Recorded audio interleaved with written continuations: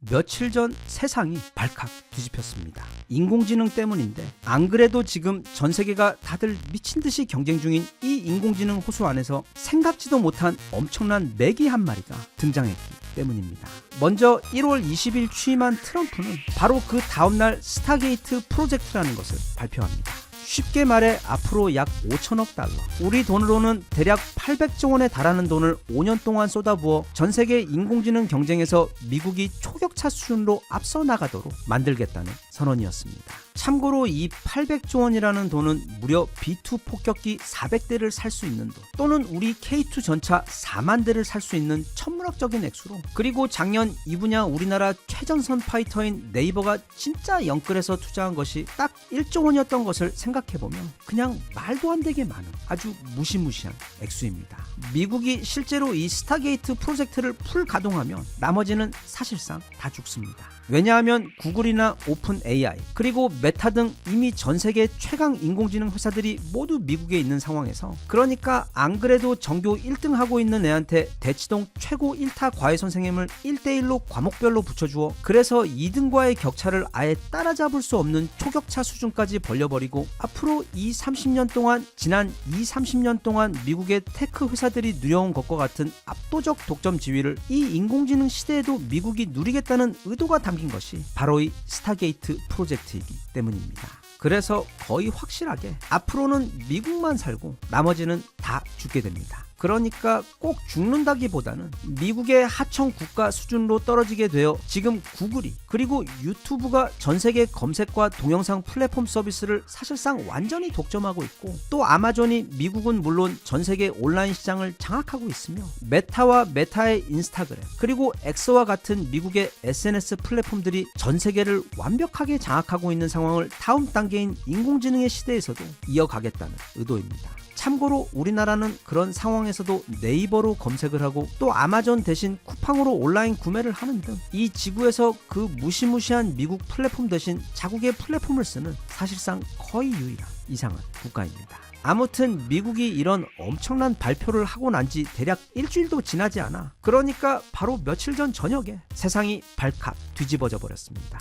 왜냐하면 중국에서 갑자기 새로운 인공지능을 발표했는데, 그게 현존 전 세계 최강 인공지능인 챗 GPT보다도 성능이 뛰어났기 때문인 것도 그렇지만, 이전 개발비까지 포함해서 지금까지 좋기 10조 원에 가까운 말도 안 되는 돈을 쏟아부은 그 챗 GPT에 비해 이 중국 인공지능은 개발 기간 불과 2년 만에 고작 600만 불, 우리 돈 약 85억 원을 투자해서 만든 것이기 때문입니다. 그 중국 회사의 이름은 딥식입니다. 제 후배 중에도 대식이라는 놈이 있기는 한데, 아무튼 이 딥식이 그저께 발표되자마자 엔비디아를 비롯한 미국의 주요 인공지능 테크 회사들의 주가가 말 그대로 폭락을 해버렸습니다. 엔비디아의 경우 이틀 동안 총 880조 원에 달하는 시가총액이 사라져 버렸습니다. 물론 중국의 화장실에는 문이 없고 자주포는 춤을 추며, 또 자존심이 없어 타국 물건의 디자인이나 브랜드들을, 심지어 전통 문화까지도 다 베끼기 때문에 어딜 가나 무시를 당하고 웃음거리가 되고 있기는 하지만, 그런 중국이 정말 잘하는 것도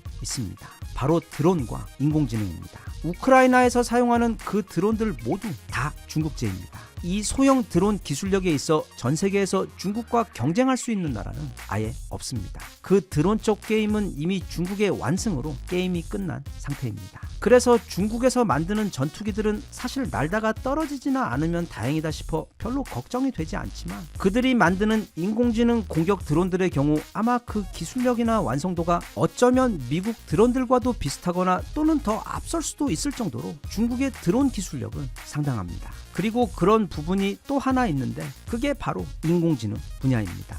2024년 기준 중국에서는 미국보다 더 많은 수의 인공지능 관련 논문을 발표한 상태이고, 그 연구소의 숫자도 더 많은 데다 아직까지는 서로 막 드러내놓고 비교를 하지 않기 때문에 수치적인 우열은 가릴 수가 없는 상태이긴 하지만, 중국의 인공지능 기술력은 그들의 춤추는 자주포나 모두에게 다 보이는 스텔스기, 또는 소금에 절인 샐러드 같은 가짜 김치의 경우처럼 절대로 그냥 웃어 넘길 수 없는 매우 강력한 실력을 보유하고 있습니다. 그런데 중국이 이렇게 인공지능 기술에 앞서게 된 이유는 따로 있는데, 왜냐하면 중국은 전 세계에서도 가장 많은 수의 CCTV를 나라 곳곳에다 설치를 해놓고 실시간으로 전 국민을 감시하고 있으며, 또 그 국민들을 대상으로 안면 인식 등 인공지능을 활용한 다양한 기술들을 사실상 인권이나 사생활 침해 걱정 없이 마음껏 테스트하고 활용할 수 있기 때문에 이 인공지능 관련 기술이 비약적으로 발전할 수밖에 없는 사회 구조를 가지고 있습니다.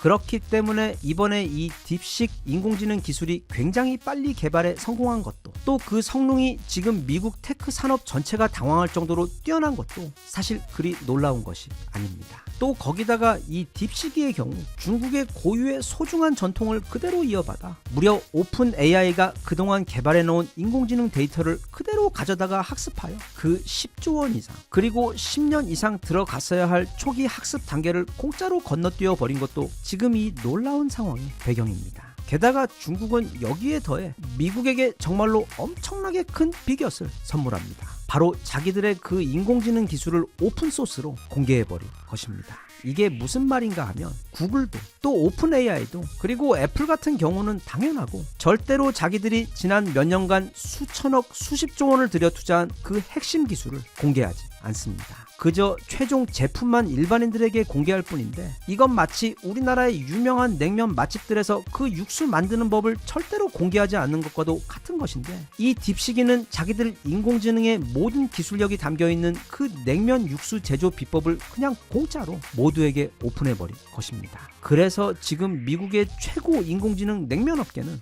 난리가 난 것입니다. 이렇게 대단한 기술을 그냥 모두에게 공짜로 오픈한다는 것은 대단하긴 하지만, 한편 이건 매우 중국답지 않은 선택이기 때문에 어딘가 찝찝함이 있는데, 실제로 이건 중국이 공익을 위해 그렇게 한 것이 아닌, 어차피 자기들은 미국의 인공지능 산업을 따라잡을 수가 없기 때문에 그럴 바엔 전 세계 모두에게 그 소스를 풀어버려 미국의 독주에 치명적인 회방을 놓기 위한 것이 그 진짜 목적입니다. 아무튼 현재 상황이 이렇게 돼서 그 딥시기의 등장으로 인해 앞으로 미국의 그 스타게이트 프로젝트의 성과도 불확실해졌고, 또 그래서 전 세계 인공지능 시장의 향방 또한 한치 앞을 내다볼 수 없는 지금 그렇게 엄청난 혼돈의 상황이 시작되어 버린 상황입니다. 이런 상황에서 오늘날 구글을 만든 세계 최고의 멘토이자 전 구글 CEO 에릭 슈미트가 얼마 전 인터뷰에서 했다가 크게 문제가 되었던 발언을 함께 들어볼까 합니다. 그는 챗 GPT가 크게 성공하며 전 세계적으로 인공지능에 대한 기대감이 폭발하던 그때 곧 다가올 인공지능 미래 시대에 대해 이렇게 전망했습니다. 첫째, 근미래 인공지능 시대는 승자 독식의 시대가 될 것이며 결국 한 나라가 모든 패권을 쥐게 될 것이다. 그 승자의 지위를 가지게 될 가능성이 있는 나라는 현재 미국과 중국밖에 없다. 둘째, 샘 알트만이 앞으로 챗 GPT 개발에 1000억 달러가 필요하다고 했는데 그건 거짓말이다. 최소 3000억 달러가 필요하다. 인공지능 개발은 결국에는 돈 싸움이며 정말로 어마어마한 규모의 돈이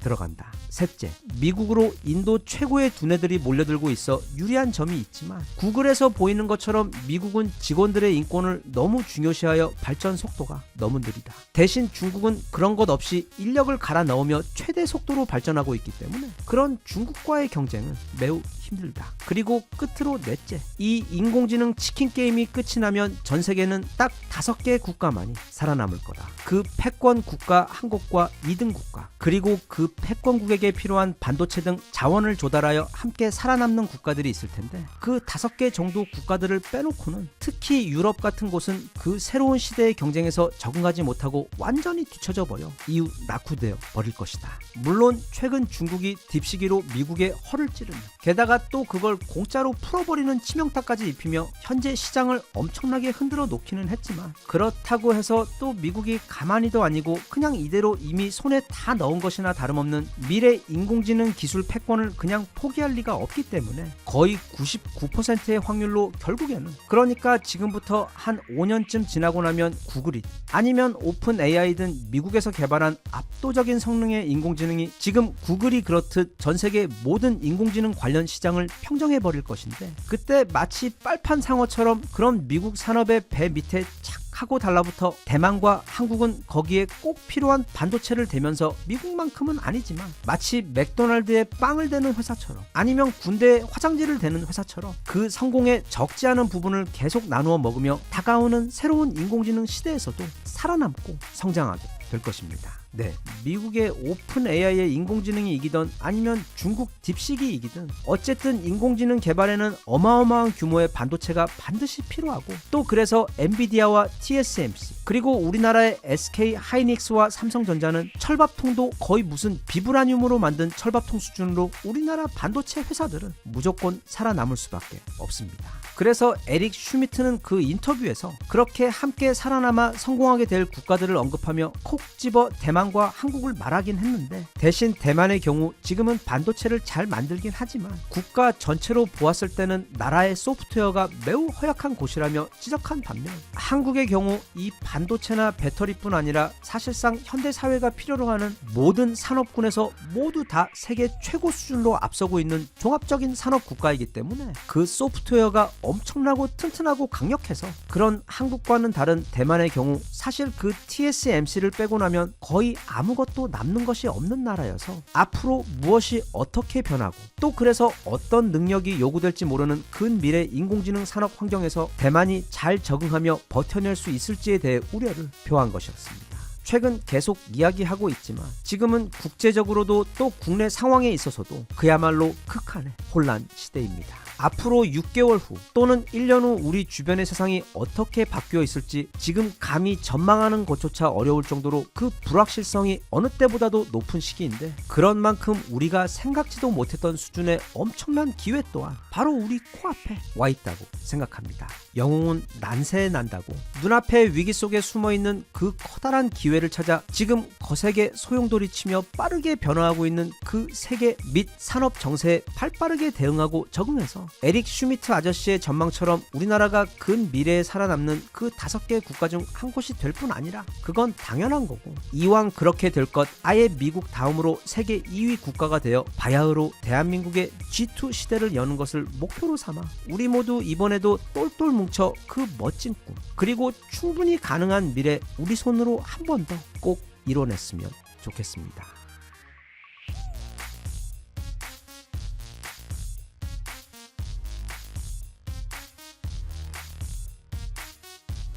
Even if you tried, you wouldn't understand it. Maybe something's missing inside of you. Just a bit of sugar to that horrid bitter. Maybe you taste different. 이게 가장 최근에 공개된 미국의 차세대 전투기의 모습입니다. F-22의 직계 후속 모델이자 무장부터 항속권 그리고 인공지능을 사용한 멀티 드론 컨트롤 능력 등 그냥 꿈같은 전투기의 모습이 최근 공개되었습니다. 먼저 이 미국이라는 나라의 무기 개발 역사를 좀 살짝 살펴보면 우선 이게 지난 30년 동안 전 세계의 하늘을 군림했던 진정한 넘사벽의 폭격기인 B2입니다. 일단 생긴 것부터 앞으로 50년 후에 나올 디자인이라고 해도 하나도 이상할 게 없을 정도로 너무도 멋지고 비현실적인 이 B2 폭격기는 그 처음 비행을 한 것이 무려 1989년입니다. 그리고 그 B2의 조카이자 우리가 너무도 사랑하는 현실적인 최고의 전투기가 바로 이 F-22 랩터인데 예전에 이 F-22 한 대와 F-15기 144대가 컴퓨터 시뮬레이션으로 전투를 벌였는데 그때 무려 144대 빵으로 F-22 혼자 F-15 144대를 모두 격추해 전멸을 시켜버렸을 정도로 이건 그냥 동네 일진애들 싸움하는데 치사하게 기관총 들고 나가는 것처럼 그냥 게임이 안 됩니다. 그리고 그게 바로 천조국 미국이 항상 추구해온 세계 속 미군의 위상입니다. 파워 오버웰밍, 압도적인 전투력으로 아예 싸움이 성립이 안 되도록 하는 군사 초강대국. 그런데 2차 대전 때에는 사실 그때는 히틀러의 나치가 무기가 더 좋았습니다. 전차 같은 경우 미군 전차는 독일 전차에 상대가 되지 못했고 전투기들 역시 독일 제트 전투기들의 속도와 파워가 압도적으로 더 높았으며 심지어 병사들이 들고 다니던 그 소총과 기관총 역시 독일 병사들 것이 미국은 물론 전 세계 최고였습니다. 그리고 그런 압도적인 전투력을 바탕으로 독일은 정말 순식간에 주변 유럽을 마치 UFC 선수가 동네 유치원 접수하듯 점령해버렸고, 나중에 히틀러가 괜히 나폴레옹 따라하며 그 지옥의 땅 러시아 점령만 시도하지 않았더라면 아마 오늘날 전 세계는 영어 대신 독일어를 세계 공통어로 쓰고 있을 수도 있었을 정도로 그때는 독일 무기들이 최고였습니다. 하지만 2차 대전을 연합군이 승리하면서 그 엄청난 독일의 전차, 전투기, 그리고 미사일 기술을 몽땅 인마이 포켓해버린 미국은 1950년대부터 정말 미친듯이 무기를 발전시키며 그 정점인 1980년대 말이 되며 이미 이 지구의 다른 국가들과는 아예 비교가 되지 않는 넘사벽의 무기들을 보유하게 된 군사 초초 강대국이 되어버립니다. 한 예로 앞서 본 저 B2 스피릿도 1989년부터 처음 비행을 시작했고, F-22의 경우도 첫 비행은 우리나라가 금 모아가며 그 빚쟁이 IMF를 나라에서 내쫓고 있던 1997년이었으며, 제가 개인적으로 정말 좋아하는 전투기이자 주둥이에 달린 기관총이 거의 무슨 소형차만한 상남자 전투기 A-10은 무려 1972년 하늘에서 빙빙 돌며 지상에 있는 목표물 가루로 만들어버리는 날아다니는 천공해성 C-130의 경우 1954년 미국의 자랑인 M1 전차와 지금 우크라이나에서 러시아 탱크를 때려잡고 있는 괴물 장갑차 M2 브래들리 모두 무려 1981년에 등장한 무기들입니다. 끝으로 우리가 영화에서 많이 보던 이 콜트 권총 또한 아직도 당시에는 이런 서부시대 리볼버 권총들이 대부분이었던 무려 1911년에 등장했던 말도 안 되게 미래적인 권총이었을 정도로, 대략 딱 1980년대 중반쯤 되고 나면 이미 미국은 전 세계에 그 적수가 없을 정도로 마치 전국 각지에서 모인 우리 귀여운 기아 모닝 동호회 혼자 치사하게 페라리 타고 나온 경우처럼 말 그대로 천상천하 유아독존의 국가였습니다. 하지만 그 사이 막 베트남이 우리나라 축구를 이기고 중국 전기차들이 전세계 전기차 판매량 1위를 하고 있으며, 한편 한국은 자기들이 만든 전차로 막 독일 최신 전차를 이기며 세계 1위 전차로 등극하고, 또 자기들끼리 혼자 뚝딱뚝딱 해서 이제는 5세대 전투기까지 날려서 성공시켜버리는 등 무엇보다 남 베끼는 것 아니면 할 줄 아는 게 없는 중국이 미국의 가장 소중한 공군 무기 데이터를 훔쳐가서 미국의 최첨단 전투기를 최소한 그 겉모습은 매우 비슷하게 흉내낸 메이드 인 차이나 최첨단 전투기까지 만들고 있는 상황이기 때문에 이제 더 이상 미국도 잠자는 토끼처럼 마음 놓고 여유를 부릴 수 있을 때가 아니게 되어버렸습니다. 하지만 미국이 누굽니까? 뺨 한 대 맞으면 뺨 두 대로 돌려주는 게 아니라 집에 가서 소총 가지고 찾아가는 게 바로 미국이기 때문에, 특히 지금 중국이 저렇게 미국의 화를 돋구고 있는 상황에서 미국은 참을 생각도, 또 그 천조국 세계 군사력 패권 옆자리를 그들에게 내어줄 생각도 전혀 없습니다. 그들은 경쟁에서 이기는 것조차 원치 않습니다. 경쟁 자체가 아예 불가능한 수준을 계속 유지하고 싶어 합니다. 그래서 이미 작년에 전 세계를 깜짝 놀래키며 아무도 그 개발 소식을 몰랐던 B2 폭격기의 아들인 B-21 레이더를 공개하며, 이미 그것만으로도 또 앞으로 최소 20년은 벌써 훅 앞서버렸는데, 이제는 가장 중요한 바로 최첨단 6세대 전투기이자 미래 전장에서 국가의 무기 기술력의 기준이 되어줄 아직도 전 세계 그 적수가 없는 F-22 랩터의 후속 모델을 2030년까지 실전 배치할 계획입니다. 그런데 올해가 벌써 2025년이니까 이미 그 차세대 전투기들에 대한 공식적인 자료들이 하나둘씩 풀리고 있습니다. 우리가 6세대 전투기라고 부르는 것은 무엇보다 그 스텔스 능력이 핵심인 F-22나 F-35와 같은 5세대 전투기들의 다음 세대 버전인 차세대 전투기를 통칭해 부르는 말입니다. 미국에서는 그걸 엔가드라고 부릅니다. 차세대 공중 지배권 계획 정도로 해석이 되는데, 그래서 미 정부가 요구하고 있는 지금 개발 중인 이 6세대 전투기들의 특징 중 그 핵심만 살펴보면 다음과 같습니다. 첫째, 5세대 전투기보다 더 높은 수준의 스텔스 기능. 둘째, 5세대 전투기보다 더 긴 항속거리와 더 빠른 비행 속도, 그리고 더 강력한 무장 능력. 셋째, 인공지능을 활용한 멀티 컨트롤 능력으로 주변 인공위성 데이터나 또는 아군의 군함이나 전투기에서 들어오는 데이터들을 통합하여 빠르게 처리해서 완벽하고 빠른 속도의 전투 판단이 가능토록 한 시스템. 넷째, 주변에 함께 작전을 수행하는 다수의 드론들을 한 명의 파일럿이 통제하여 작전을 수행할 수 있는 능력. 그리고 마지막으로 인간 파일럿이 직접 작동하거나 또는 무인으로 작동할 것. 이 외에도 세부적인 디테일들이 많지만 이게 6세대 전투기들의 가장 대표적인 특징들입니다. 참고로 여기 나와 있는 기능들 모두 스텔스라는 영화 보면 완전 제대로 너무 사실적으로 나옵니다. 영화 자체도 진짜 완전 재밌고, 그리고 이 영화 최종 보스가 또 북한이기 때문에 혹시 이 영화 아직 안 보신 분들은 꼭 한번 보시길 추천드립니다. 일단 최근 공개된 6세대 전투기들의 몇몇 이미지들을 좀 살펴보자면 이게 바로 미군이 공개한 6세대 전투기의 모습입니다. 정확히는 이건 미국의 그 6세대 전투기 계획 중 미 공군에서 개발 중인 전투기의 모습인데 거의 최종 디자인이 공개된 것으로 알려져 있는 모습입니다. 그냥 보고만 있어도 배가 부를 정도로 너무너무 멋있습니다. 참 사람 눈이라는 게 너무 간사한 게 이거 보다가 갑자기 F-22 랩터 보면 이제 막 신차 나온 뒤에 구형 모델차 보는 것처럼 뭐가 굉장히 옛날 디자인 보는 것 같이 그렇습니다. 이게 보잉에서 개발하고 있는 해군의 버전입니다. 처음에는 이런 모양이었는데 최근 들어 이 모양으로 거의 디자인이 최종 결정된 것으로 보입니다. 이전과는 다르게 이렇게 공군과 해군을 구분하여 개발되고 있는 이유는 지난번 F-35 개발하면서 공군과 해군이 똑같이 개발한 후 그 옵션만 달리해서 구분해 사용하려고 했더니 이게 생각보다 개발 시간도 많이 걸리고 또 비용 효율도 기대만큼 크지 않아서 그래서 이번에는 아예 공군과 해군이 따로따로 각자의 6세대 전투기를 개발하기로 결정했기 때문에 둘의 모습이 다릅니다. 참고로 그래도 전투기는 공군에서 만드는 게 해군보다 더 낫겠지 하고 생각하시는 분들도 계실 것 같은데 현재 전세계 공군 능력 1위는 바로 미국 공군이며 전세계 2위는 바로 미국 해군입니다.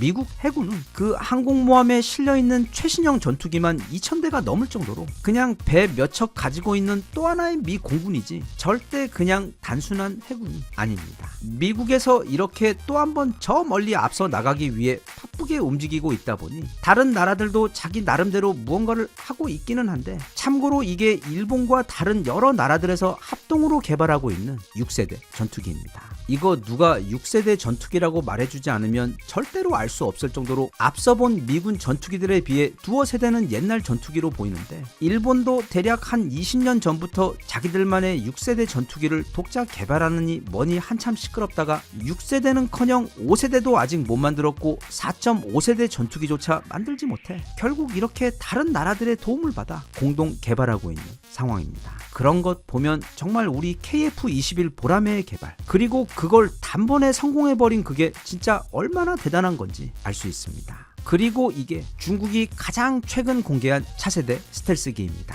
일단 그 겉모습은 얼추 스텔스기 모습을 하고는 있지만 다들 알다시피 중국 스텔스기의 가장 큰 특징은 아주 잘 보인다는 점입니다. 오직 그들의 눈과 레이더에서만 보이지 않을 뿐이기 때문에 크게 문제는 없지만 이 러시아의 스텔스기는 이야기가 다릅니다. 이게 아주 옛날부터 돌았던 차세대 러시아 스텔스기 디자인입니다. 뭐가 미국 것에도 견줄 수 있을 정도로 정말 멋있습니다. 그리고 이게 최근 좀 더 구체적으로 나온 디자인입니다. 어떻게 보면 미군의 스텔스기와도 비슷한 모양 그리고 영화 탑건에 나왔던 그 SR-72 극초음속기와도 아주 비슷하게 생겨 아마 거의 이대로 나올 것 같은데 그래서 기술력도 그렇고 또 디자인도 그렇고 2030년 즈음 미국과 유일하게 견줄 수 있는 차세대 스텔스기가 되리라 생각되는 모델입니다. 세상이 너무 빨리 변하고 있습니다. 눈만 뜨면 뭐가 또 새로 나와 있고 또 어제의 것이 완전히 구식이 되어버리면서 스마트폰도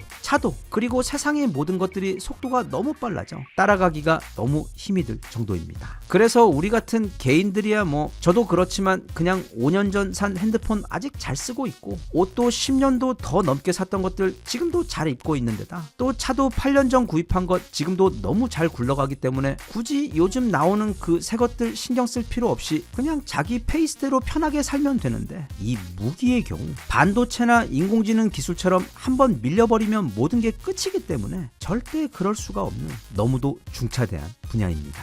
그런 면에서 보면 지금 우리에게 당장 필요한 4세대와 5세대 전투기는 물론이고 미래 6세대를 위한 플랫폼으로 독자 개발하여 단 한 번에 멋지게 성공해낸 우리 KF-21이 새삼 정말 너무 대단하고 멋지게 보입니다. 우리 카이의 개발자 분들 늘 그렇지만 진짜 올림픽에서 금메달 50개 딴 것 이상으로 다들 너무도 대단하고 멋지며 그래서 앞으로 남은 개발 과정도 잘 진행되어 앞으로 몇 년 후에는 우리 KF-21을 베이스로 개발된 순수 한국형 6세대 전투기에 대해서도 소개할 수 있는 날이 하루빨리 왔으면 좋겠습니다.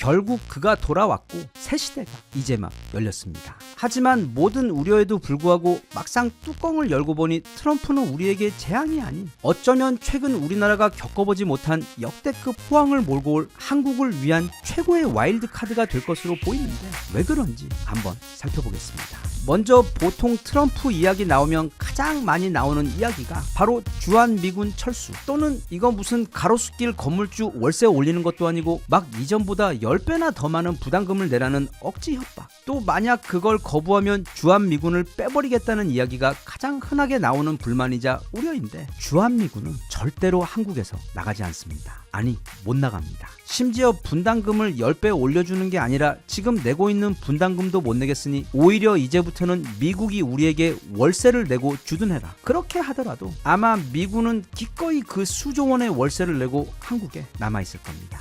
왜냐하면 미군은 사실 우리 한국을 위해 우리 한반도에 주둔하고 있는 것보다는 미국을 위해 주둔하고 있는 이유가 크기 때문입니다. 게다가 또 작년 연말에는 이미 미국 국회에서 앞으로 트럼프가 어떻게 결정하든 주한미군은 계속 한국에 주둔하는 것으로 미국 법으로 결정을 내렸기 때문에 근시일 그런 주한미군의 상황이 바뀌는 일은 없을 예정입니다. 미군이 지금 그리고 앞으로도 가장 신경 쓰게 될 그리고 가장 경계하고 압박하고 있는 나라는 바로 중국입니다. 하지만 미국은 그런 중국으로부터 지구 반대편에 있는 나라입니다. 대신 그런 중국 바로 코앞에 중국 측 표현에 의하면 자기들 목 안까지 밀고 들어온 칼날 역할을 하고 있는 것이 바로 한국에서 주둔 중인 약 2만 8천 명의 미군 병사들과 그들이 보유하고 있는 미사일 등 엄청난 무기들입니다. 전 세계에서 중국 바로 코앞에 그것도 북경과 상하이를 1시간도 안 되어 폭격할 수 있는 거리에 또 전 세계에서 가장 큰 규모의 해외 미군 기지를 가지고 있는 것은 미군에게는 진짜 이게 웬 떡이냐 싶을 정도의 축복이며 중국에서는 밤에 잠도 오지 않을 정도로 너무도 골치 아프고 괴로운 문제입니다.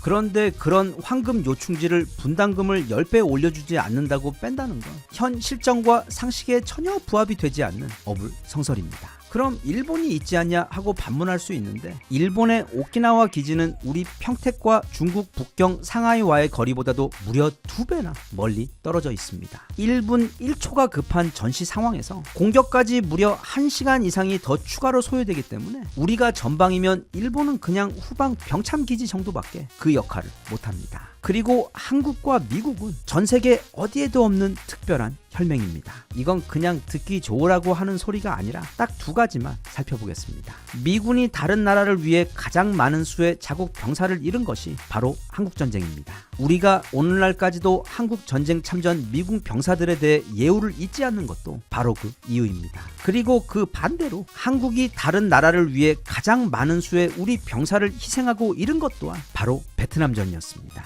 특히 베트남전에서는 우리 한국군 없었으면 미국은 진작에 전쟁 치고 짐 싸서 집에 왔었을 정도로 결국 이기지는 못했지만 미국이 그 지옥 같은 전쟁에서 그만큼 버티고 또 나중에는 자존심도 챙기면서 철수할 수 있었던 것은 우리 한국군의 사신과도 같은 전투력과 용맹 그리고 희생 덕분이었습니다. 그렇게 이 두 국가는 매우 특별한 과거를 공유하고 있는 세상에서 둘도 없는 혈맹 국가입니다. 그런 반면 일본은 평화로운 미국 본토에 선전포고도 없이 선방을 날며 쳐들어간 침략군이자 나중에 진짜 큰 거 2방 제대로 맞고 항복하기는 했지만 미국은 일본을 절대로 완전히 믿지 못합니다. 언제든 그들은 상황이 자기들에게 유리해지고 미국에게 불리해지면 주인인 미국의 목덜미를 물 개라는 것을 미국은 잘 알고 있기 때문에 위치도 아시아에 있고 또 하도 말을 잘 들어서 이런저런 용도로 유용하게 써먹고는 있으나 미국 역시 언젠가 그 용도가 다 하고 나면 정말 하루아침에 일본을 버릴 것입니다. 물론 선전포고 없이. 그리고 일본은 우리 한국과는 달리 지정학적으로도 또 산업적으로도 미국에게 줄 수 있는 것도 사실 그리 많지 않은 나라입니다. 한편 한국은 단지 그런 군사적인 면 외에도 미국에게 반드시 필요한 최고의 파트너 국가입니다. 지금은 바야흐로 신냉전 시대입니다. 소련은 사라졌고 이제 그 자리는 중국이 차지하여 미국의 안보와 경제 그리고 전 세계 민주주의를 위협하고 있습니다. 그렇기 때문에 트럼프가 올해부터 가장 먼저 하게 될 일은 바로 그런 중국의 허리를 꺾어버려 다시는 미국에게 위협이 되지 못하도록 하고 나아가 주변국들에게 마치 무슨 집 이방 조폭 보스처럼 굴며 갑질하면서 세계 질서를 흐트리는 짓을 더 이상 하지 못하도록 아주 제대로 밟아주는 것입니다. 그렇게 하는 데 있어서는 두 가지 측면, 즉 군사와 경제의 방법이 있을 것인데, 군사적인 면은 일단 미국은 미국이니까 지금 살짝 해군 같은 데서 수적으로 밀리는 것처럼 보인다고 할지라도, 또는 중국이 그동안 미군 기밀 문서 훔쳐다가 만든 소위 5세대 전투기들을 만들어내고 있다고는 한들 크게 걱정될 것이 없어. 자본주의의 시대답게 엄청난 수준의 경제 조치들로 중국을 조지는 방법을 우리는 곧 보게 될 것입니다. 특히 최근 20년간 중국이 심혈을 기울여 발전시키고, 또 그래서 얼추 많이 따라온 것처럼 보이기도 하는 바로 그 최첨단 산업들, 즉 배터리, 반도체, 전기차, 그리고 인공지능 같은 분야들에 대해 트럼프는 미국이 가진 모든 무기를 다 쏟아부어 아주 초토화를 시켜버릴 겁니다. 그리고 거기에 더해 트럼프는 우선 제조업 탈중국화에 집중하여 지난 30년 넘게 중국에게 의존해왔던 제조업을 파격적으로 끊어버리고 그중 일부를 미국 내에서 되살리는 방법을 취할 것인데, 하지만 아무리 미국 내 제조업이 빨리 되살아난다고 해도 한계가 있습니다. 그리고 바로 그 지점이 이 대한민국이라는 작고 신기한 나라가 미국에게 가장 필요한 이유입니다. 우리는 단지 전 세계 최고의 반도체, 전기차, 배터리, 그리고 방산 무기만 잘 만드는 최첨단 산업 국가가 아니라 손톱깎이부터 초대형 발전기까지, 그리고 상상 가능한 모든 물건을 모두 0부터 100까지 다 이 한국 내에서 개발하고 제조할 수 있는 전 세계 진짜 1티어 최강 제조업 국가입니다. 이런 나라는 진짜 그 어디에도 없습니다. 그래서 미국의 트럼프 융단 폭격으로 중국의 최첨단 산업이 초토화되고 나면 가장 반사 이익을 얻게 될 곳도 바로 우리 대한민국이고, 또 제조업의 탈중국으로 인해 시장에 공백이 생기면 그걸 가장 빠르고 확실하게 메꿔 줄 수 있는 곳도 전 세계 사실상 우리나라가 유일합니다. 물론 지난 바이든 때 지금은 다 휴지 조각이 되어버린 약속들만 믿고 미국 내에다 무려 30조 원이 넘는 규모의 초대형 공장들을 우리나라는 지어버렸지만, 그래서 이제는 그 공장들이 미국 땅에서 오도 가도 못하게 되어 앞으로 미국 정부가 시키는 대로 하게 되었다며 많은 우려를 하고 있기도 한데, 세상사라는 게 다 생각하기 나름입니다. 그 미국 공장들을 미국에 잡힌 인질들로 볼 수도 있고, 동시에 트럼프와 협상할 수 있는 지렛대, 즉 레버리지로 볼 수도 있는 것입니다. 미국 역시 한국과 마찬가지로 아무리 외교니 안보니 잘해도 경제를 잘 못하면 국민들은 즉시 돌아서고 국정의 동력도 바로 브레이크가 걸려버립니다. 그리고 그건 특히 다른 모든 것보다 미국의 경제를 가장 우선시하고 있는 트럼프에게 있어 더더욱 사실입니다. 자기가 운전대를 맡은 다음 미국 경제가 잘 되고 일자리가 늘어나야 미국 국민들은 트럼프를 인정해주고 따를 것입니다. 그런데 미국 내 다른 산업의 성패에 직접적으로 연관이 되어 있는 우리나라 최첨단 배터리 및 반도체 공장들과, 또 미국 내 여러 지역에 수십만 개의 일자리를 책임지고 있는 우리나라 자동차 공장들이 삐걱거리게 되면, 그때는 물론 우리나라 기업들도 좀 타격을 입겠지만 트럼프의 경우 모든 걸 잃을 수도 있게 됩니다. 즉 이게 이 영상 가장 앞에서 살펴본 그 주한미군의 문제나, 또는 여기 미국에 최근 지은 한국 기업들의 공장들에 대한 문제나, 그 골자는 똑같습니다. 우리도 또 트럼프도 그 누구도 완전한 갑의 위치에 있지 않습니다. 서로가 서로의 목줄을 쥐고 있으며 함께 동반자멸하거나 아니면 함께 서로 돕고 협력하며 크게 성공하거나, 두 선택지밖에 없습니다. 게다가 또 우리는 그렇게 미국과 거래를 하면서도 중국과도 거래를 이어갈 수 있습니다.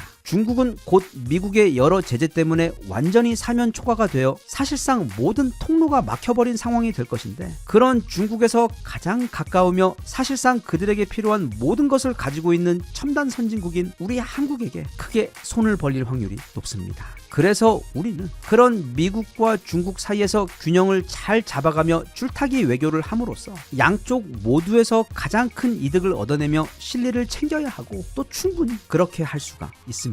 그게 우리나라가 지난 1000년 이상 동안 가장 잘 해오던 생존 전략이자, 게다가 또 우리나라는 이 줄타기에 있어 타고난 내공이 있는 민족입니다. 그렇기 때문에 너무 쫄 필요 없다고 생각합니다. 우리에게도 미국과 미군은 너무도 중요하지만 어쩌면 그 이상으로 미국에게도 우리나라와 우리 기업들과의 협력이 절실하기 때문입니다. 그렇기 때문에 실력 좋은 포커 선수처럼 최대한 우리가 가진 우려를 숨기고 동시에 우리가 가진 강점들에 대해 자신감을 보이면서 상대의 패에 맞추어 그에 가장 맞는 패로 응대하며 절대 기싸움에서 밀리지 말고 플레이를 해야만 합니다. 세상 만사가 다 그렇지만 무엇보다 이 국제 외교라는 것은 다 기브 앤 테이크입니다. 즉 주지 않고 받기만 하는 거래는 이 세상에 없습니다. 그래서 잘 주고 그리고 잘 받는 외교를 해야 하는데 다행히 우리는 앞서도 보았듯 미국에게 줄 수 있는 게 아주 많습니다. 그리고 또 너무 좋게도 미국으로부터 또는 오직 미국에게만 받을 수 있는 우리에게 필요한 것들도 아주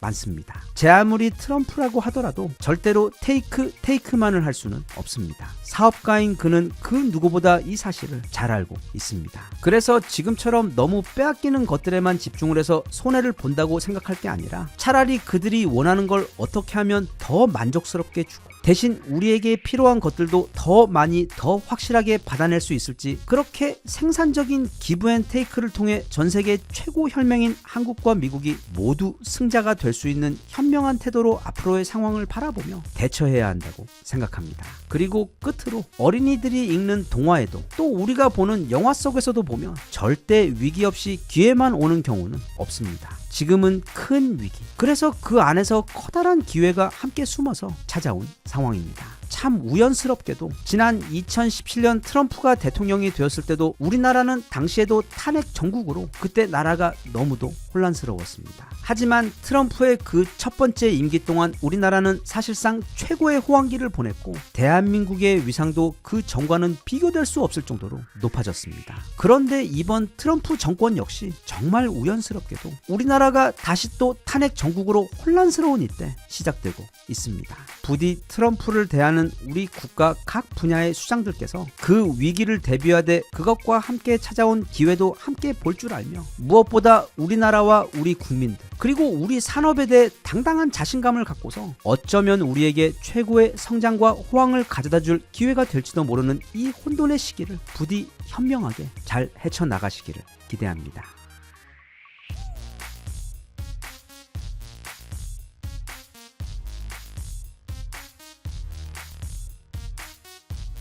Even if you tried, you wouldn't understand it. Maybe something's missing inside of you. Just a bit of sugar to that horrid bitter. Maybe you taste different. 옛날에 우리나라는 중요한 도시들의 이름 뒤에 주자 돌림을 사용해 불렀습니다. 그래서 경상도의 경우 경주와 상주, 전라도의 경우 전주와 나주, 또 충청도의 경우 충주와 청주, 강원도의 경우 강릉과 원주의 이름에서 그 앞글자를 따와 불렀고 북한 지역의 경우도 예를 들면 평안도의 경우 평양과 안주, 황해도의 경우 황주와 해주의 이름에서 각각 그 이름을 따와 불렀습니다. 이렇듯 우리나라에 있는 웬만한 지명들은 다들 그 흥미로운 유래가 있는데 이 종로의 경우 조선시대 한양의 동서남북을 지키고 있던 그 도성문을 열고 닫는 시간을 알려주던 아주 커다란 종이 달려있던 그러니까 지금 교보문고 빌딩 옆 그 보신각에 달려있는 종으로 매년 12월 31일 수십만 명이 지켜보는 상황에서 총 33번 치는 제야의 종 타종 행사가 벌어지는 그 종이 있는 곳이라는 뜻인 종로에서 그 이름이 유래된 곳입니다. 그만큼 우리나라 수도의 중심지 중 최고의 중심지였던 곳이 바로 종로입니다. 이게 1903년 종로의 모습입니다. 가운데 크고 시원하게 뻗은 종로도 멋지지만 주변에 높은 건물이 없어 그 풍경이 한눈에 담기는 모습도 생소하고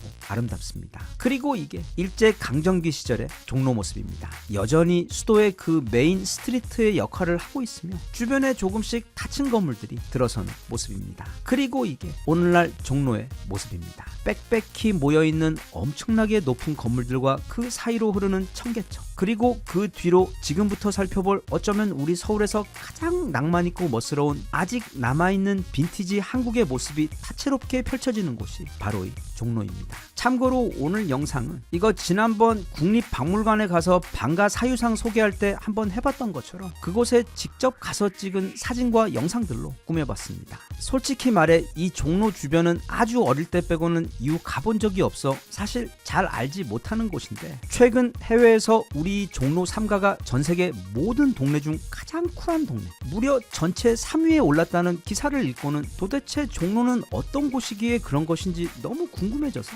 마치 먼 해외여행을 가듯 달력에다 날을 잡고 또 인터넷으로 이것저것 알아보며 준비한 후 가슴 한가득 설렘을 안고 찾아가 보았습니다. 일단 그 기사 이야기를 조금 더 짧게 해보자면, 영국에 있는 타임아웃이라는 여행 전문 언론사로 거기서 전세계 모든 유명 동네 중 가장 쿨하고 멋진 곳을 총 49곳 소개했습니다. 그런데 그 리스트 가운데 우리 종로 3가가 무려 3위에 올랐던 것입니다. 그들은 이곳을 서울의 심장이자 영혼이라고 묘사하며 최신식 현대 건물들과 종묘, 그리고 궁궐에다 시내를 가로지르는 청계천에 더해 밤이 되면 수많은 젊은이들이 모여 들썩한 정말로 힙한 장소로 변하는, 그렇게 과거와 현재 낭만과 힙이 공존하는 전세계 어디에서도 볼 수 없는 최고로 멋진 곳이라고 소개를 했습니다. 저도 사실 사람들이 아주 많고 또 멋진 야경이 보이는 금요일이나 토요일 저녁에 갔으면 좋았겠는데, 한편 오랜만에 가는 이 종로 여행을 혼자 느릿느릿 조용하게 다녀오고 싶기도 해서 비교적 차분한 일요일 아침에 다녀왔습니다. 종로 3가 지하철에서 나오면 이곳에 연륜이 느껴지는 장면을 바로 만날 수 있는데, 왜냐하면 지하철 기차에서 내리자마자 계단을 올라가면 가장 먼저 보이는 큰 간판이 바로 이 보청기 간판이기 때문입니다. 그리고 이 보청기 간판은 여기 보이는 것처럼 거리를 걷는 동안 주변에서 엄청나게 많이 보여 여기가 우리나라 보청기 캐피탈이라는 것을 아주 쉽게 알 수 있었습니다. 우선 개인적으로 가장 좋아하는 동네 중 한 곳인 인사동에 먼저 들려봤습니다. 예전에 비해 뭐가 많이 바뀐 듯, 또 그러면서도 여전히 여기가 인사동이라는 것을 물씬 느낄 수 있는 오래된 상점들이 아주 많았는데, 또 이게 꽤 이른 아침이었는데도 불구하고 인사동에는 한국인 외국인 할 것 없이 벌써 사람이 아주 많았습니다. 스님들의 복장이 참 묘하게 힙하고 멋스러웠고, 특히 저 털모자는 굉장히 탐났었습니다. 이제는 벌써 2025년이니까 당연히 주변 저 멀리에는 커다란 신식 건물들이 그 배경을 병풍처럼 두르고 있지만, 그 사이 골목마다는 작은 기와집들과 오래된 전통 찻집과 식당들이 많이 보여 그런 독특한 조화가 특히 이곳을 찾은 외국인들에게는 아주 신선하게 느껴졌을 것 같습니다. 지나가는 외국인들이 하도 많아 한국에는 넷플릭스의 그 멋진 배우들 외에도 나 같은 토종 한국 원주민들도 있다는 것을 알려주기 위해 짧게 인사도 나누었고, 또 몇몇은 이렇게 예쁜 포즈로 사진도 찍어주었습니다. 스페인에서 왔다는 이 국제 커플은 유독 사랑이 꿀 떨어졌는데, 이른 일요일 아침 인사동 거리를 걷고 있던 이 외국인들은 어딘가 모르게 굉장히 행복해 보였습니다. 특히 이 친구들은 브라질에서 온 아주 잘생기고 유쾌한 어린 친구들인데, 제가 사진을 잘 찍지 못해 초점이 나가버렸습니다. 그 다음으로는 그 이름도 너무도 유명한 탑골 공원으로 가보겠습니다. 인사동에서 종묘로 가는 딱 그 중간 지점에 있는 거점인데, 사실 태어나서 한 번도 이 탑골 공원이라는 곳은 와본 적이 없습니다. 늘 TV나 인터넷에서 보면 어찌 보면 약간 희화화되어 놀림당하고 또 좋지 않은 이미지도 꽤 있어 막 개토처럼 그런 모습일 줄 알았는데, 실제로 가보고 정말 깜짝 놀랐습니다. 굉장히 깔끔하고 고풍스러우며 편안한 공원이었습니다. 이게 공원 입구입니다. 참고로 이 탑골 공원은 우리나라 최초의 국립공원입니다. 원래는 이 지역에 탑이 많은 고을에서 그 이름을 따와 탑골이라고 불리게 된 곳인데, 여기는 무려 3.1운동이 시작되었던 매우 의미 있고 중요한 곳입니다. 그 이름처럼 공원 안으로 좀 들어가자마자 엄청나게 큰 탑이 한 개 보입니다. 진짜 엄청 큽니다. 그리고 유리 안에 보관되어 있는데, 지나가시는 분들께서 잠시 멈추어서 여기서 기도를 하고 가시는 모습이 많이 보였습니다. 이제 종로의 하이라이트 종묘를 향해 걸었습니다. 그런데 한 가지 재밌는 게, 여기는 가는 곳곳마다 마치 아까 그 보청기 가게들과 경쟁하듯 이발소가 정말 많았는데, 특히 그 가격이 압권이었습니다. 커트가 무려 4,000원. 하지만 그래서 놀라며 그 입구를 보았더니 최근 바뀐 것인지 7,000원으로 올라 있었습니다. 요즘 인플레이션을 체감할 수 있던 모습이긴 한데, 아니 커트하는데 무슨 원재료값 상승이 그렇게 많아서였을까 잠시 생각을 하게 만든 그런 광경이었습니다. 참고로 종묘는 엄청 큽니다. 서울 도심 안에 있는 가장 큰 유적 또는 공원 중 한 곳입니다. 잘 정리된 넓고 긴 그 입구 회랑을 따라 정문으로 올라가서 티켓을 끊고 안으로 들어갑니다. 사실 종묘도 태어나서 처음 와본 곳인데 장소가 장소이니만큼 들어갈 때부터 마음가짐을 좀 차분히 가라앉히고 가급적 경건하게 발자국도 조심하며 들어갔습니다. 여기도 가족들과 함께 온 분들이 아주 많았고 또 외국인들도 많았습니다. 그런데 문제는 정작 도착한 그 종묘 사직단에 가보니 하필 공사 중이었습니다. 그래서 그 앞까지 가서 그 사직단 앞에 있는 그 옛날에 외놈들이 쳐들어와서 부산부터 우리나라 사람들 엄청 죽이며 여기까지 올라온 후 무례하게도 이 사직단 앞에다가 군대 야영지를 펼치고는 밤을 보냈다가 어떻게 된 일인지 그때 하필 여기서 역병이 돌아 여기서 밤을 샜던 일본군이 모조리 죽어버렸다는 좀 신기한 기록이 있는 그곳을 살펴보고 다시 천천히 입구 쪽으로 되돌아 내려오는데 여기 그 긴 길 가운데 보면 돌로 만든 총 3개의 길이 있습니다. 양 옆에 길이 있고 가운데 좁은 길이 하나 또 있는데 그 가운데 길은 신이 다니는 길이라고 해서 절대로 밟거나 넘어가면 안 되는 길이었습니다. 그런데 어떤 외국인이 그런 사실을 모르고 가운데 길로 걷고 있길래 남의 잘못을 지적하며 아는 척할 좋은 기회가 생겨 기뻐하며 그 사람에게 다가가 손짓 발짓으로 그리고 매우 사실적인 얼굴 표정으로 설명을 해주었더니 그 외국인은 깜짝 놀라며 바로 옆으로 비켜 내려왔는데 바로 이 아리따운 남미 아가씨였습니다. 멋진 한국에 와서 그것도 조용한 종묘까지 와서는 거기서 무려 저를 만난 것이 한편 미안하게 느껴졌습니다. 종묘를 나오면 그 종로대로 반대편에 있는 곳이 바로 그 추억의 세운상가입니다. 그 어린 소년이 용돈 모아 어렵게 가져온 소중한 돈을 받고는 이거 정말 끝내주는 거라고 하더니 집에 와서 설레는 마음에 이거 언제 나오나 무려 2시간 동안 녹화된 전원일기만 보다가 울게 만들었던 그 비디오 테이프를 웃으며 쥐어 보내주었던 남자. 그때 그 동심을 파괴한 건지 보호한 건지 헷갈리는 그 세운상가 아저씨는 지금 잘 사시는지 모르겠습니다. 종묘는 경복궁처럼 긴 돌담으로 둘러져 있습니다. 그 돌담을 따라 걷다 보면 그 영국 여행 잡지 타임아웃에서 극찬을 했던 최고로 힙한 동네인 바로 서술락길이 나옵니다. 살짝 옛날 좋았던 시절 그 초창기 삼청동 느낌이 나는 곳으로 오른쪽에 종묘 돌담을 마주보며 형성된 요즘 젊은 친구들 성지입니다. 그 기분 좋은 길을 따라 쭉 내려가다 보면 이번엔 익선동이 나옵니다. 그 서술락길처럼 요즘 인기가 엄청나게 많은 곳으로 우리 한옥의 대들보와 석가래 그리고 멋들어진 기와 지붕 아래로 파스타집과 타코집 등 맛있는 음식점들이 넘치는 아주 멋진 곳인데 조금 이른 일요일 오전이었는데도 사람들이 아주 많았고 여기 서술락길과 익선동은 특히 밤에 오면 분위기가 진짜 끝내준다고 합니다. 연인분들은 나중에 한번 이쪽으로 데이트 코스를 잡아보시는 것도 좋을 것 같습니다. 그리고 익선동에서 길고 깨끗한 도로를 따라 걸어 올라가 다시 종로 3가역 쪽으로 이동하다 보면 저 멀리 그 배경에 북한산을 병풍처럼 두르고 있는 멋진 궁궐 창덕궁이 보입니다. 그래서 거기도 좀 가보려 했는데 하필 창덕궁도 지금 공사 중이었습니다. 인사동부터 종로길 그리고 종묘 주변 서술락길과 익선동을 걷다 보니 이게 정말 오랜만에 이렇게 빡세게 걸어본 것임에도 정말 힘들고 지루한지 하나도 모를 정도로 주변에 볼거리가 너무 많아 내내 재미있고 즐거웠습니다.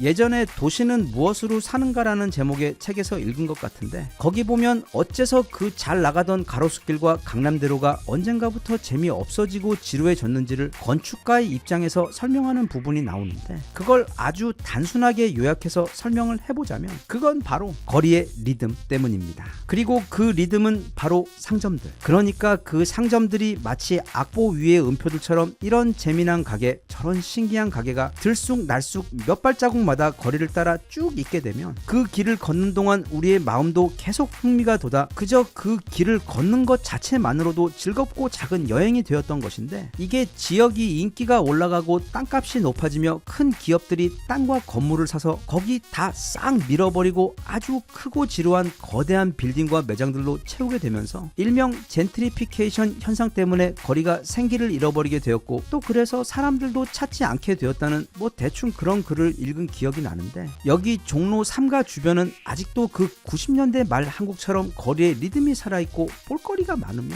무엇보다 한국 특유 도심의 그 낭만이 넘치는 정말 멋진 곳이었습니다. 아직 그 밤의 멋진 모습은 보지 못했지만 어째서 그 영국 언론에서 이곳을 세계에서 3번째로 멋진 동네로 꼽았는지 충분히 이해가 갈 정도로 좋은 여행지였습니다.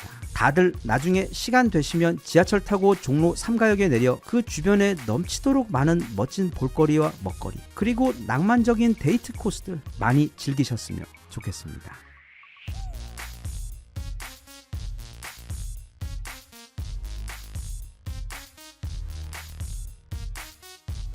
Even if you tried, you wouldn't understand it. Maybe something's missing inside of you. Just a bit of sugar to that horrid bitter. Maybe you taste different. 맹자는 공자가 세상을 뜬 뒤 약 100년 후 무려 공자와 같은 동네인 산동선에서 태어났습니다. 그러니까 그 산동선은 세계 최고 현자를 2명이나 배출한 일종의 고대 중국 대치동인 셈인데, 우리가 공자왈, 맹자왈 이렇게 둘을 붙여 말하는 이유는 일단 실제로 맹자는 공자 사상의 순수 혈통 직계 제자였기 때문이며, 나아가 중국에서는 공자 시절부터 그 이후까지 정말 수많은 공자의 제자들이 있었지만 바로 이 맹자가 그 모든 제자들 중 가장 유명한 제자로 남게 되었기 때문입니다. 그리고 청출어람이라고 일부에서는 오히려 맹자의 가르침을 공자의 그것보다 훨씬 더 높은 수준으로 인정하고 있는 경우도 많습니다. 기본적인 그 철학의 정체성으로 보았을 때 공자의 사상은 한마디로 인을 중시하는 철학인데, 이 인을 엄청나게 압축해서 요약해 표현하자면 타인에 대한 사랑과 배려를 뜻합니다. 즉 자신의 도덕적 완성을 통해 가장 인간다운 삶을 살며 그렇게 내 주변과 사회의 조화를 이루어내는 것이 우리 모든 인간들이 가져야 할 삶의 태도라는 가르침이었습니다. 이건 성경에서 예수가 말하는 내 이웃을 내 몸같이 하라와도 정확히 일치하는, 언뜻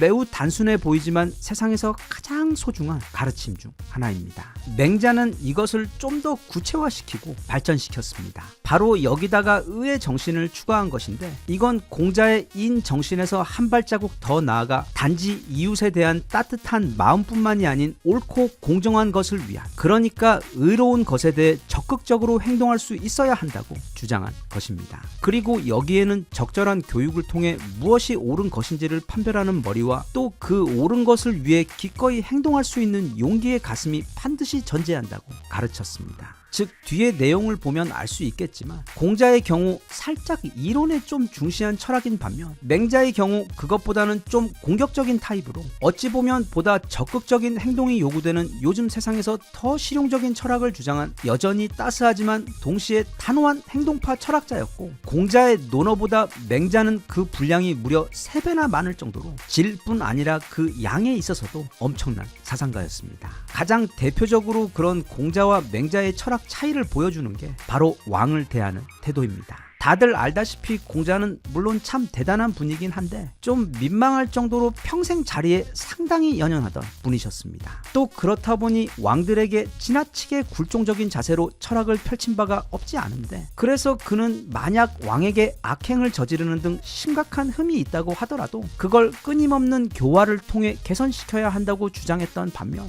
맹자의 경우 만약 왕에게 그에게 요구되는 수준의 지와 덕이 부족한 경우 그때는 가차없이 그 왕을 끌어내려야 한다는, 왕이 거의 무슨 신과 동일시 되던 당시 시대상으로 보아도 엄청나게 급진적이고 위험한 주장을 펼쳤던 사람으로, 실제로 그는 제나라 선왕에 대해 만약 악행을 저지르는 군주가 있다면 그는 더 이상 왕이 아닌 그냥 한 명의 사내일 뿐이기 때문에 빨리 제거해야 한다고 주장하기도 했었습니다. 네, 맹자는 사실 엄청난 상남자였습니다. 그리고 어쩌면 그런 그가 널리 설파한 강하고 고진 철학 때문인지 공자가 죽은 뒤에는 오랫동안 중국은 여전히 혼란이 가득한 전국시대였지만, 맹자가 죽은 뒤에는 불과 70년 만에 중국은 통일이 되며 이후 태평성대를 이루었습니다. 그런 맹자가 특히 이제 50을 넘긴 분들을 위해 남긴 소중한 삶의 조언들을 따로 정리한 책 50에 읽는 맹자의 내용 가운데 개인적으로 가장 좋았던 꼭지 몇 개만 추려 여기 소개를 해보겠습니다.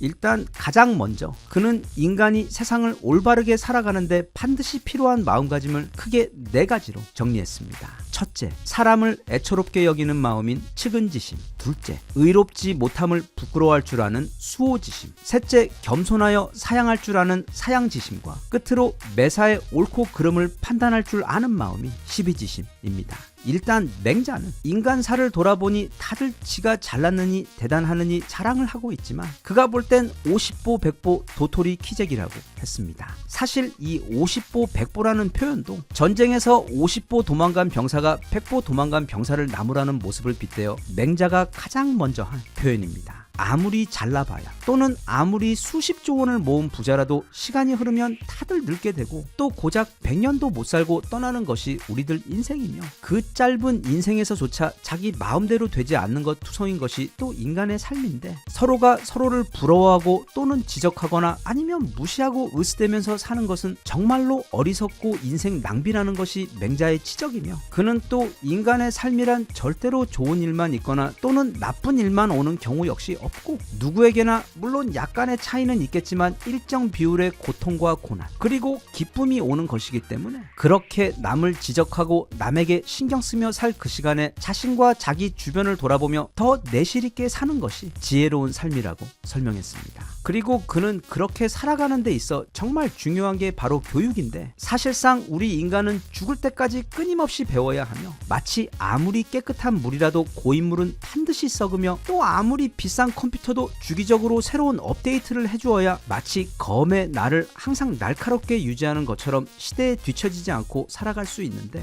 맹자는 그렇게 하기 위해서는 단지 책을 통해서만 배우는 게 아니라 사람을 통해 배움을 찾으라고 강조합니다. 현명한 사람들에게는 당연히 배울 것이 많겠지만 사람이 어리든 늙든 또는 좋든 나쁘든 간에 우리는 그들의 모습에 우리를 비추어 반면교사하며 언제나 배울 점을 찾을 수 있다는 게 배움에 대한 맹자의 생각입니다. 그리고 맹자가 인간의 자질 중 굉장히 중요하게 생각하는 것 중 하나가 바로 부끄러움을 아는 것입니다. 그는 인간이 부끄러움을 모른다면 그건 짐승과 다름이 없다고 했습니다. 시인 윤동주 또한 서시를 통해 죽는 날까지 하루를 우러러 한 점 부끄러움이 없기를 이라며 삶의 자세를 표현했던 것처럼 부끄러움을 알고 염치의 중요성을 아는 것은 오직 인간만이 가진 유일한 능력이자 가장 높은 수준의 지성과 도덕심의 결과입니다. 내 자존심은 남이 세워주는 것이지만 그것보다 중요한 내 자존감은 내가 세우는 것입니다. 그래서 나이값을 한다는 것은 부끄러움을 안다는 뜻과도 같습니다.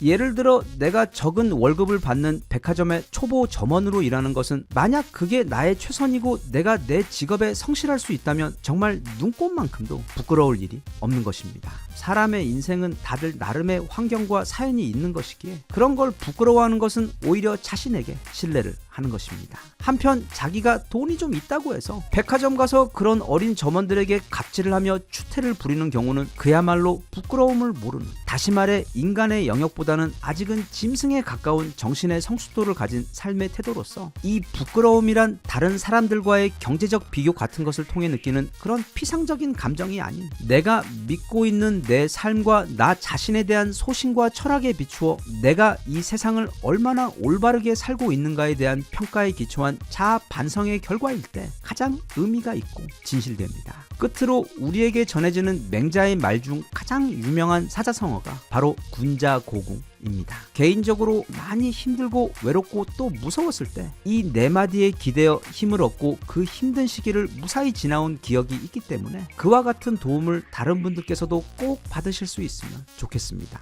군자고궁이란 하늘이 장차 군자에게 큰 일을 맡기려고 할 때에는 먼저 그의 마음과 의지를 고통스럽게 만들고 그 근육과 뼈를 힘들게 하며 그 몸과 살가죽을 굶주리게 하고 그를 공궁하게 만든다 라는 뜻입니다. 세상의 모든 영웅은 그가 이뤄낸 대단한 성취 때문이 아닌 그들이 극복해낸 그 어려움의 크기 때문에 사람들에게 존경받고 귀감이 되는 것처럼 이 세상에 가치 있는 목표 중 그것을 이루는 과정이 쉬운 것은 결코 없기 때문에 지금 자신이 사업을 일구고 있던 아니면 어려운 시험에 합격하기 위해 몇 년째 모든 즐거움을 포기하고 공부에 매진하고 있던 어떤 습관이나 중독에서 벗어나 더 강하고 새로운 나로 태어나기 위해 매일매일 스스로와 싸우고 있던 또는 단순히 한 가정의 가장으로서 가정의 행복과 안전을 쟁취하기 위해 그 티도 안 나는 고생과 남모르는 고민거리를 안고 밤을 새며 고군분투를 하고 있던, 그렇게 세상에 모든 가치가 있는 일들, 그리고 그 일을 해낼 수 있는 그런 사람이 되는 과정에는 반드시 먼저 그 정신의 체력을 기르도록 하기 위해 당장 모든 걸 포기하고 싶을 만큼 너무도 힘든 시간들이 필연적으로 선행된다는 뜻입니다. 그렇게 생각하며 이 세상에 버려지는 시간 또는 버려지는 노력이란 없는 것입니다. 상을 타지 못했고 시험에 합격하지 못했으며 사업이 실패했을지언정 그걸 이루기 위해 최선을 다해 정직하게 노력을 쏟았다면 그 모든 시간과 노력은 반드시 다른 형태로 더 큰 선물로 내게 돌아올 것이라는 뜻이기 때문입니다. 여러모로 힘든 시기입니다. 모두들 이 맹자 선생의 말씀들, 특히 군자 고궁의 그 의미를 잘 새기시어 무엇보다 그 마음이 꺾이지 않도록 자신을 잘 다독이시며 머지않아 분명히 찾아올 지금보다 훨씬 더 좋은 미래를 가슴에 품고 우리 모두 묵묵히 각자의 일상에서 항상 최선을 다했으면 좋겠습니다.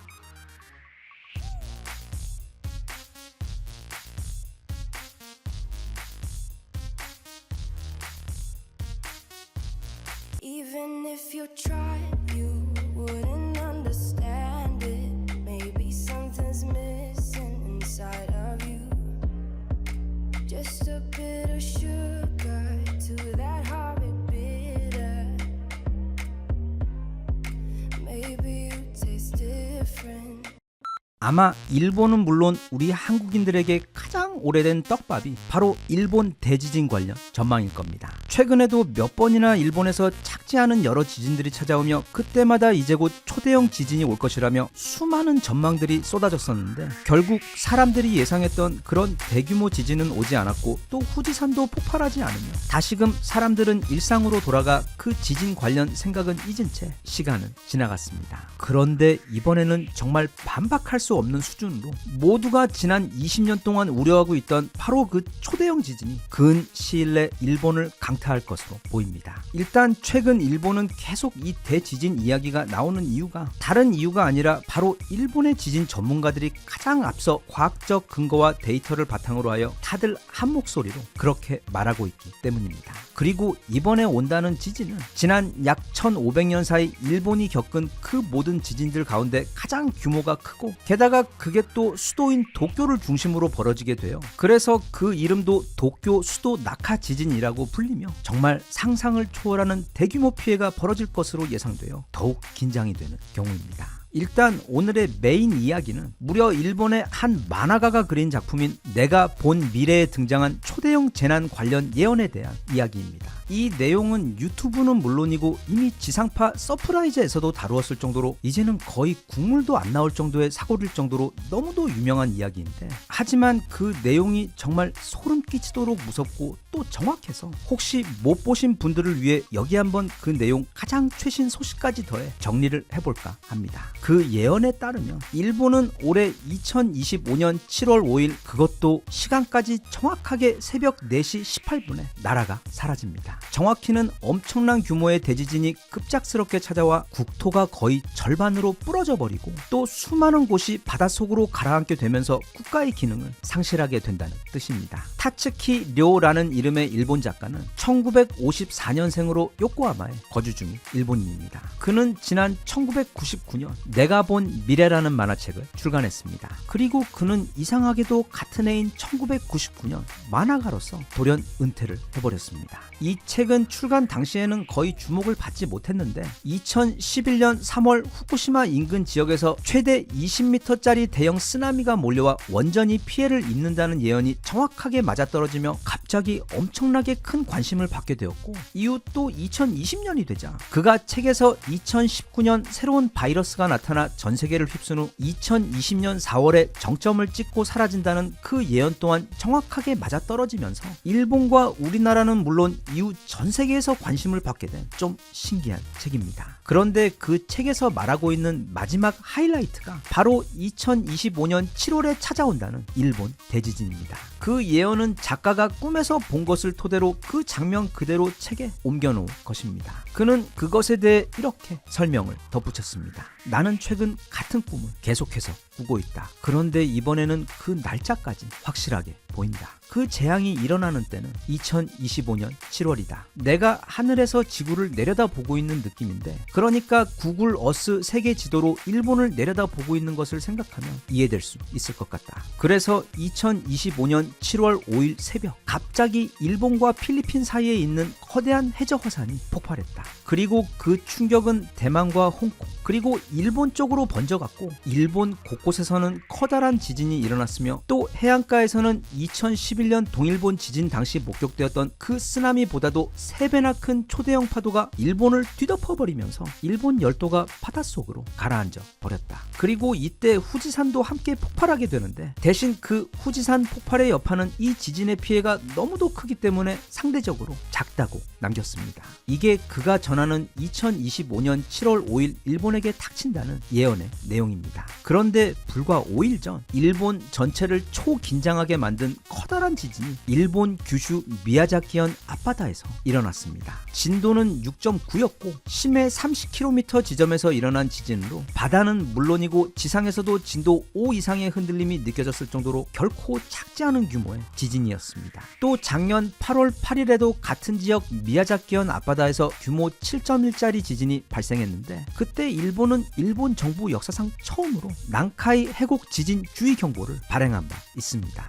이 경보는 무려 일주일이나 유지가 되며 일본 국민들을 공포에 떨게 했습니다. 그래서 며칠 전 발생한 지진 때문에 지금 일본은 매우 긴장하고 있는 상황으로 일본 쪽 소식을 전하는 우리나라의 많은 언론 매체에서도 지금 그 소식을 대대적으로 다루고 있습니다. 참고로 우리는 이성적이고 합리적인 사고, 또 과학을 토대로 한 근거 있는 추정과 판단을 해야 하긴 하지만, 그러나 아직 우리 인간은 이 세상이 움직이는 이치에 대해 다 완벽하게 파악하고 있다고는 생각하지 않습니다. 이 끝도 없이 넓디 넓은 우주에서 이 조그만 행성 밖으로도 최근에서야 이제 막 조금씩 탐사를 나갈 정도에다 내가 죽으면 어떻게 되는지, 어디로 가는지, 그리고 도대체 우리는 왜 여기에 태어났으며 분명 무슨 중요한 이유가 있기는 한 것 같긴 한데, 그리고 고작 6,000년 밖에 안 됐다는 인류 문명인데 지구 곳곳에서는 수십만 년 전에 만들어진 최첨단 고도의 문명 흔적들이 수도 없이 많은데도 그런 건 아예 그냥 미스테리라고 치부해버리고 손도 못 댈 정도로 우리는 우리가 사는 이 세상의 이치나 비밀에 대해 아는 것보다는 아직 모르는 게 훨씬 더 많습니다. 사실 아는 게 거의 없다는 게 더 정확한 표현입니다. 그렇다고 무속이나 점 같은 게 또 무조건 맞다, 그런 걸 좀 알아봐야 한다는 게 아니라, 왜냐하면 세상에는 이 만물이 움직이는 더 큰 원칙이 분명 있기는 하겠지만 그걸 알아볼 수 있는 현자들은 100년에 한두 명 나올까 말까한 정도로 정말 귀하고 드물기 때문입니다.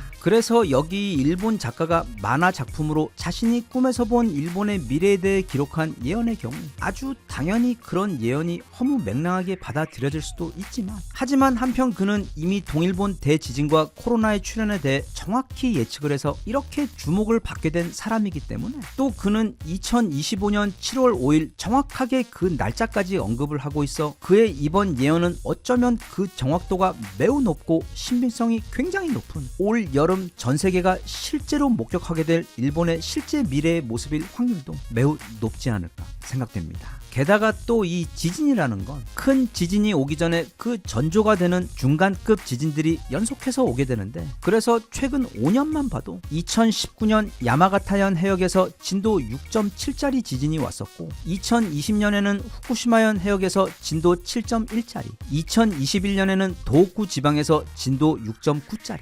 2022년에는 다시 후쿠시마 지역에서 진도 무려 7.4짜리가, 그리고 2023년에는 이시카와현 노토 반도 지역에서 진도 6.5짜리 지진이 왔었으며 바로 작년인 2024년에도 8월 8일 휴가나다 지진과 8월 10일 홋카이도 해역 지진이 각각 진도 7.6과 7.1의 규모로 찾아온 후 2025년 올해 초에도 이미 진도 6.9짜리 강진이 바다와 내륙을 강타하는 등 그 빈도가 점점 더 잦아지고 있고 또 그 강도 또한 무려 진도 7 전후를 오가는 수준으로 뭔가 꾸준하게 강한 것이 밀려오는 듯한 느낌을 주는 사건들이 이어지고 있고 또 단지 그냥 저 먼 해역에서만 지진이 나고 있는 게 아니라 일본의 내륙에서도 건물이 무너지는 등과 같이 실제적인 지진 피해들이 계속 벌어지고 있어 몹시 걱정이 되는 상황입니다. 또 여기다가 일본에 있는 일본의 지진 학자들 또한 대략 특히 한 5년 전부터 이제는 언제든 그 모두가 걱정하고 있는 초대형 난카이 지진이 일어나도 이상할 게 없을 정도로 이미 그 발생 한계 시점이 넘었다고 경고를 하고 있기 때문에 그리고 이제는 거기다 더해 앞서 함께 살펴본 소름 끼치는 예언까지 힘을 보태고 있기 때문에 일본의 경우 올해는 정말 각별하게 지진 피해 대비를 해야 할 듯 보입니다. 그리고 또 그래서 특히 이번 여름에는 우리 한국 관광객분들의 경우 가급적이면 그 시기 일본으로 가는 여행들은 미루거나 아예 삼가하시고 이왕이면 우리 지방의 다른 곳을 찾아 방문을 하는 등 최대한 조심하시는 것도 이런 시기에는 현명한 판단이